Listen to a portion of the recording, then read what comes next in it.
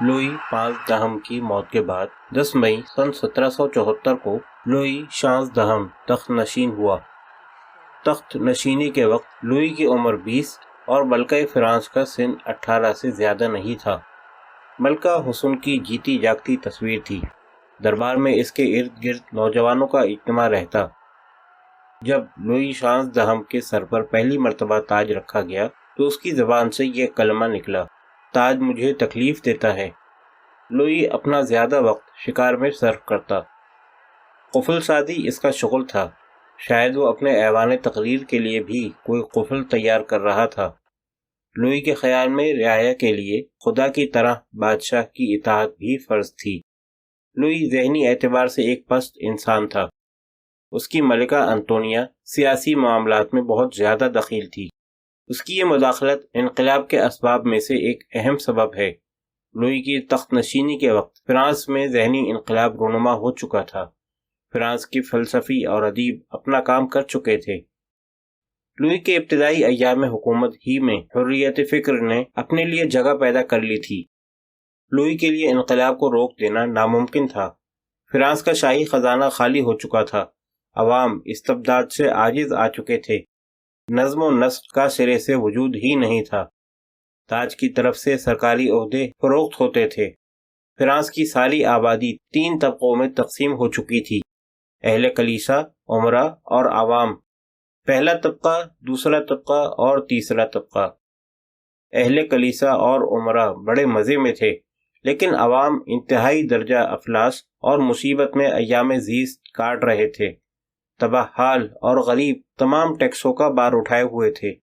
حکومت ان ٹیکسوں کی وصولی کا ٹھیکہ نیلام کرتی، چنانچہ ٹھیکیدار محصل وصول کرتے وقت کون سا ظلم روا رکھتے ہوں گے۔ ایک محصل فرانس کے کسی گاؤں میں پہنچ چکا ہے۔ ٹیکس دو، اس نے غریب کسانوں سے کہا۔ حضور، کھانے کے لیے کچھ نہیں ملتا، ٹیکس کہاں سے دیں؟ ایک کسان نے جواب دیا۔ کپڑے اتار لو، محصل نے اپنے ملازموں سے کہا۔ ظالم اور بے رحل محصل نے اس غریب کو سردی سے مر جانے کے لیے ننگا چھوڑ دیا۔ یہی محصل ایک بڑھیا کے یہاں پہنچ کر ٹیکس کا مطالبہ کرتا ہے۔ میرے پاس کوئی پیسہ نہیں، رحم، اس نے کہا۔ اس بڑھیا کے برتن قرق کر لو، محصل نے حکم دیا۔ بڑھیا ان الفاظ کو سنتے ہی اپنے جامِ شفال سے چمٹ گئی، لیکن جامِ جم کے محافظ کے حکم سے اس بڑھیا کے ہاتھ کاٹ دیے گئے۔ جب ایک فرانسیسی افسر سے کہا گیا کہ لوگوں کے پاس اتنا پیسہ بھی نہیں کہ وہ نان شبینہ خرید سکیں، وہ گھاس پر زندہ رہیں، اس متکبر نے جواب دیا۔ انقلاب فرانس کی ابتدائی ایام میں اس ناپاک ہستی کے منہ میں گھاس ٹھوس کر اسے تختہ دار پر لٹکا دیا گیا۔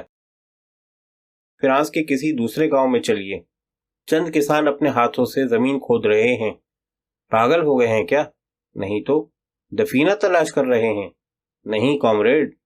تو پھر؟ حل غرق ہو چکے، ہاتھ باقی ہیں۔ تیسرے طبقے میں چند نودولت سرمایہ دار بھی تھے۔ یہ لوگ اگرچہ خوشحال تھے، لیکن عوام کی بے چینی سے ان کے دل میں حکومت کے کاروبار پر قابض ہونے کی تمنا پیدا ہو گئی۔ وہ عوام کی ہمدردی کا نقاب اوڑھ کر انقلاب پسندوں کے رہنما بن گئے۔ انقلابوں کی تاریخ میں یہ نودولت سرمایہ دار بورژوا کہلاتے ہیں۔ انقلاب فرانس نے اس امر کو ثابت کر دیا کہ بورژوا رہنمائی، خواہ وہ انقلاب ہی کے لیے کیوں نہ ہو، عوام کے لیے مفید نہیں ہو سکتی۔ لوئی نے انقلاب کو روکنا چاہا، لیکن انقلاب کا سیلاب تاج و تخت کو تنکوں کی طرح بہا کر لے گیا۔ لوئی نے چاہا کہ اصلاحات کے فریب سے فرانس کے تاج و تخت کو بچا لے، چنانچہ اس نے اصلاحات کا دروازہ کھول دیا۔ فرانس کی صوبائی مجالس قانون کو بحال کر دیا گیا۔ لوئی نے قلمدان وزارت ترجو کے حوالے کیا، جس نے نہایت جانفشانی سے فضول اخراجات کم کرنے کی سعی کی۔ فرانس کے ہر ایک شعبے میں نئی زندگی کے آثار نمایاں ہونے لگے۔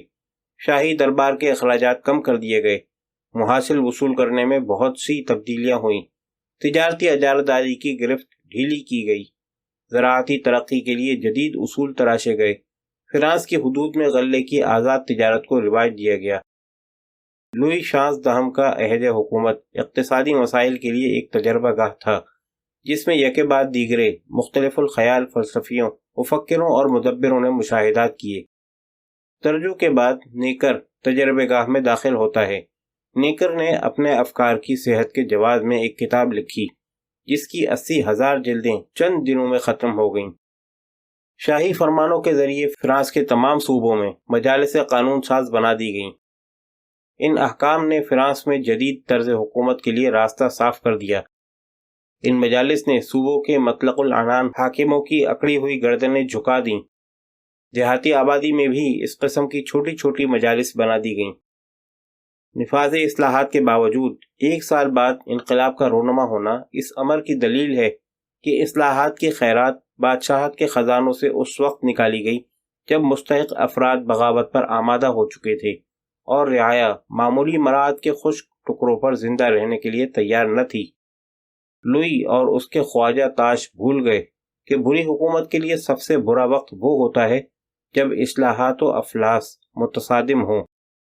اگرچہ ترجو اور نیکر دونوں ناکام ہوئے، تاہم نیکر نے اپنے لیے نمایاں مقبولیت حاصل کر لی۔ نیکر کے زوال کے بعد قدامت پسندی نے اپنے لیے راستہ صاف کرنا چاہا۔ اصلاحات کا دروازہ بند کر دیا گیا۔ میریا انتونیا کی فضول خرچی اپنا رنگ لائے بغیر کیوں کر رہ سکتی تھی؟ سن 1783 میں کلونی نے قلمدان وزارت سنبھالا۔